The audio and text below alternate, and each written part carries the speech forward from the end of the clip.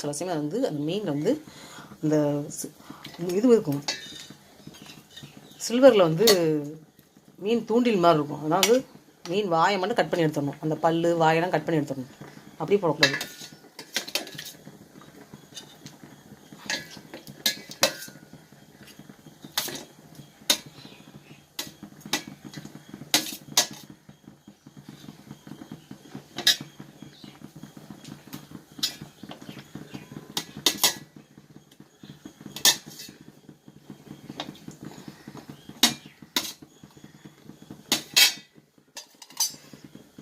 மீன் முட்டையை போட்டுடலாம்.